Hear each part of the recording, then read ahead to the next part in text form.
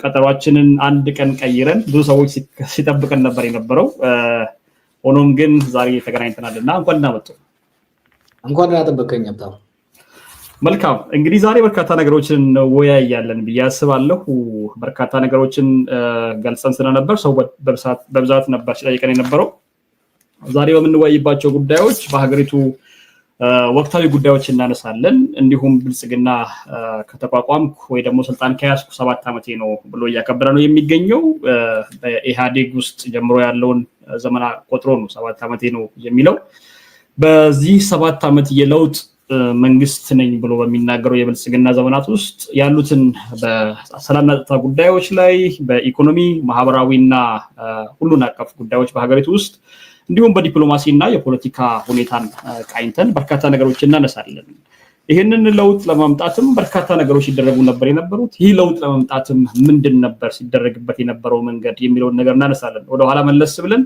ቅድመ 2018 የነበሩትን ዘመናት እናስታውሳለን ከዛ እስከ ዛሬ ያሉትን ቀናቶች በልዩ ሁኔታ አንተም የምትተችባቸውንና የምትወቀስባቸውን ነገሮች በልዩ ሁኔታ እናነሳለን አብይ አህመድ ሲጓዝባቸውና ሲሄድባቸው የነበሩ መንገዶችን እንቃኛለን ስኬቴ ናቸው ብሎ አብይ አህመድና ብልጽግና መንግስት ዛሬ የሚያነሳቸው ነገሮች በስፋት እንቃኛለን ላለፉት 7 ዓመታት ሀገሪቱ ውስጥ የነበረውን የፖለቲካ ሁኔታ በልዩ ሁኔታ እንቃኛለን ለዚሁም እንግዲህ ፍቃደኛ ሆነ ጊዜ ስለተገኘ ልብ አመሰግናለሁ በድጋሚ እንደቅርመ ጥያቄ ይሁንልኝና ጀዋር 2018 ዓመት በፊት የነበረችው ኢትዮጵያ ይናፍቃታል የዛሬ ላይ ቆሞ እቺን እንደ መግቢያ እንሰዳትና ከዛ እንነሳለን እስኪ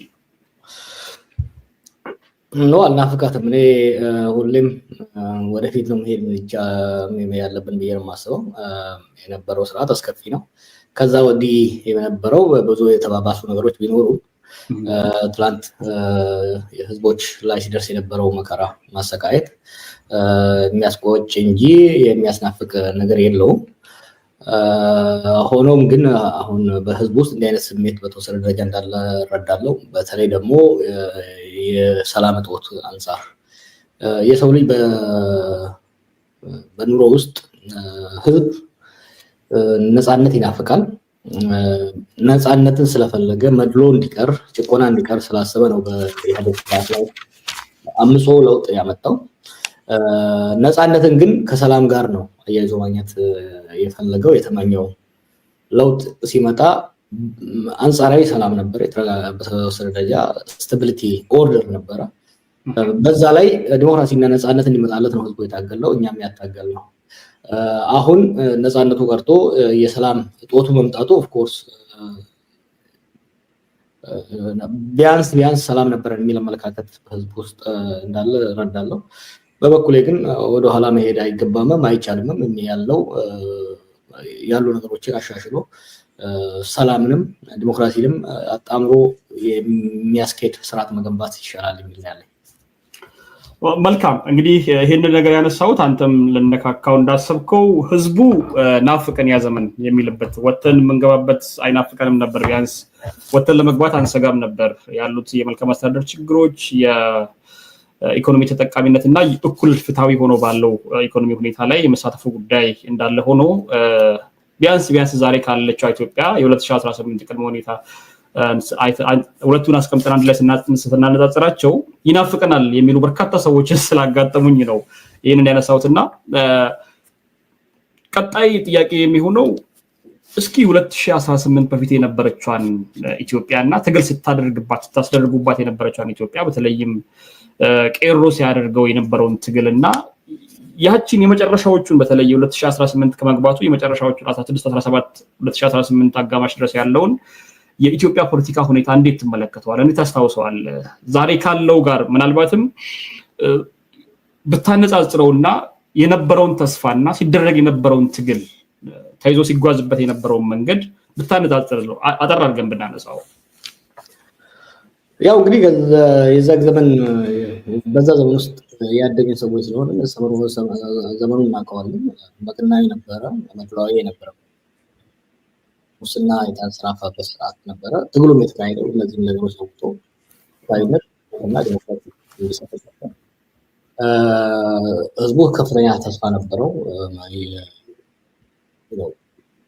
ያ በዚህ የዛሬ 7 ዓመት ኦልሞስት መጀመሪያዎቹ 6 ወራት የመጀመሪያው 1 ዓመት አካባቢ ህዝባችን ከፍተኛ ተስፋ ያደረበት የለውጥ ትንፋሹም ህዝቡ የተዳረሰበት ሀገሪቷንም ከአጥቶ ወደ ተረጋጋ ልማታዊ ዲሞክራሲያዊ ስርዓት ለማሸጋገር እድል የነበረበት ነው። ያ እድል ግን ተጨናቅፎ ዛሬ ስለ ልማትና ስለ ዲሞክራሲ ማውራት ሳይሆን ስለ የህዝቦች እና የሀገር ህልውና ጥያቄ ውስጥ የገባበት ሁኔታ ነው ያለውና የሚያሳዝን ነው። ሆኖም ግን የድሮ ስርዓት ናፋቂ ማያደርገኝ ምንድነው የኢህአዴግ አገዛዝ መድሏዊ ባይሆን ኖሮ አምባገነናዊ ባይሆን ኖሮ የፖለቲካ ምህዳሩን ቢከፍት ኖሮ ወደዚህ ላንገባ እንችል ነበር።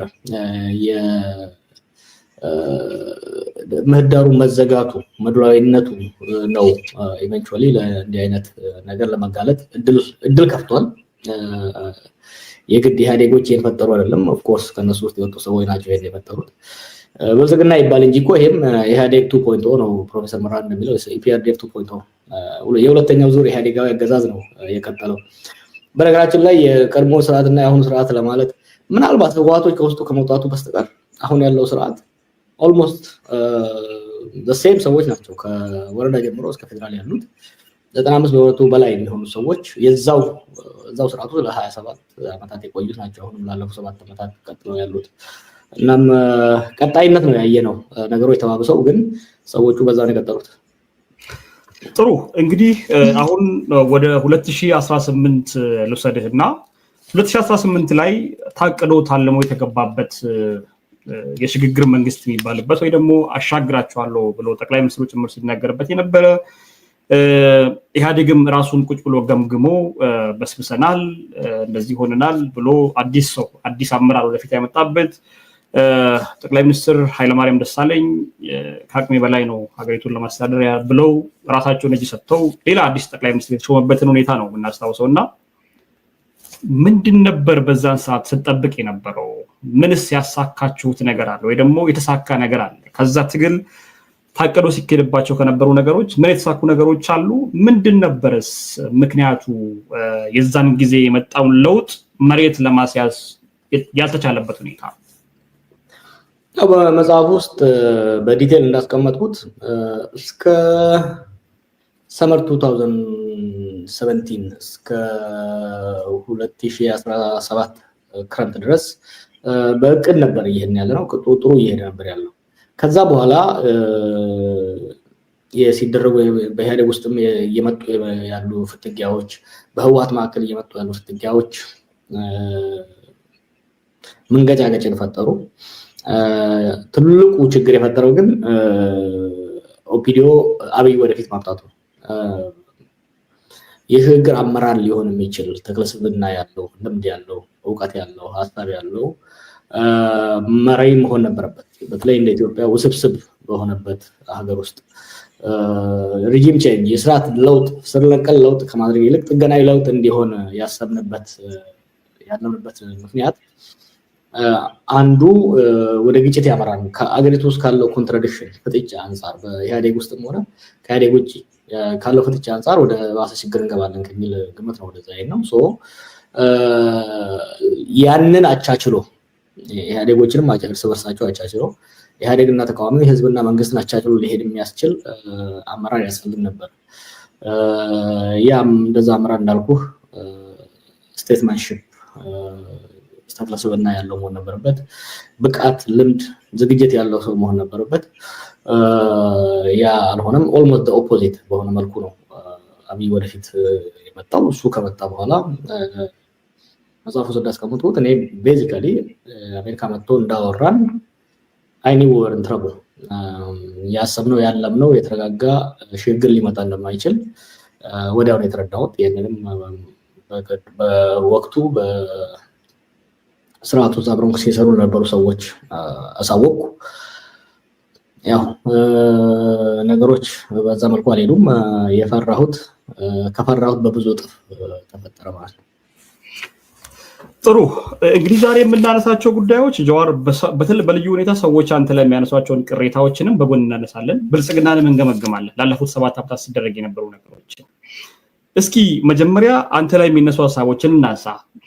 መጽሐፍ ላይ እኔ በደንብ ያነበብኩትና የተረዳሁት ነገር አብይን ከማንም ቀድመህ የለውጥ መንግስትን መምራት የማይችል በትምህርት ዝግጅትም በአመራር ብቃትም በልምድም በምንም ደካማ ሰው እንደሆነ አስቀምጣል መጽሐፍ ላይ እና አስታውሳለሁ የዛን ጊዜ ፌስቡክ ላይም ሚዲያ ላይም ወጥተህ ያንን ነገር ስትናገር እንደነበር አስታውሳለሁ። የዛን ጊዜ ተቃውሞች እንደነበሩም አስታውሳለሁ። በተጨማሪ ግን በዛ ደረጃ የገለጽከው አብይ አህመድ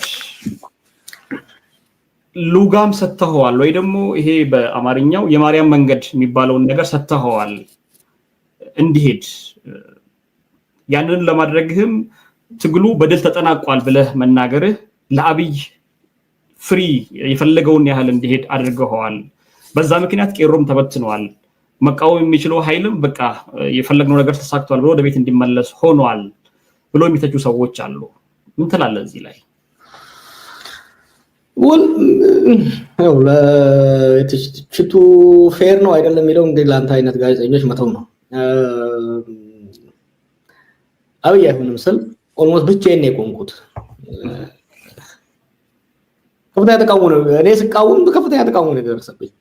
ቀንተህ ነው ሌሎች በሚዲያ መናገር የማያስፈልጉ አይነት ትችቶች ይደርሱ ነበር።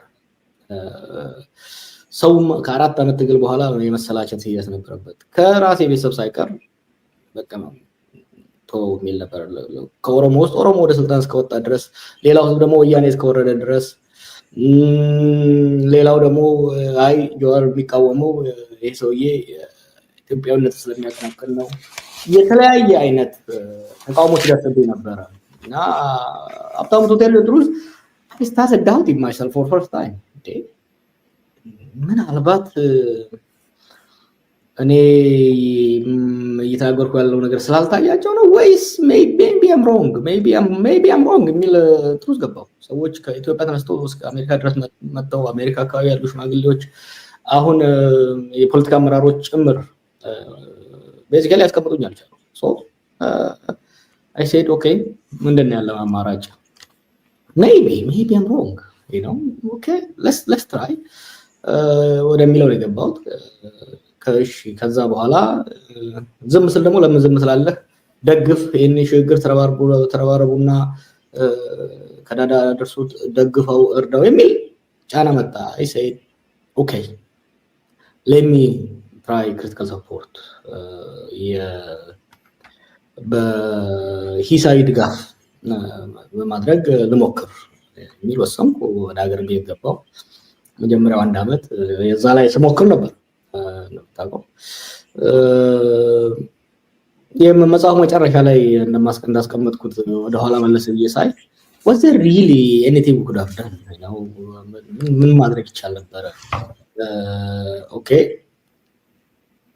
ይሄው አይሆንም ስል ይሆናል አሉ። ደግፉትና ደጋግፋቸው ሽግግሩ ይሳካ ተባለ። ሄድን፣ እሱም አልተቻለም። ያን ስንሞክር ግን ሁለት ነገር ይዘን መሄድ አንችልም ነበር። ወይ በተቃውሞ መቀጠል ነበረብን ወይ መደገፍ ነበረብን። በተቃውሞ እንዳንቀጥል ተቃውሞ ይቆም ተባለ። ይሄ ከኦሮሞ ማዕከል ይሄ ሰው ኦሮሞ ነው፣ ምንም ቢሆን የኦሮሞ መሪ ነው፣ የመጀመሪያው ኦሮሞ መሪ፣ እንዴት ተቃውማላችሁ? ለምን ታደናቅፋላችሁ? ምን መጣ። ከሌላ ወገን ደግሞ ይሄ ሰው ብሔርተኝነት ስለሌለው ነው፣ ኢትዮጵያዊነት ስለሚያቀነቅን ነው የሚል ትችት መጣ። ሶ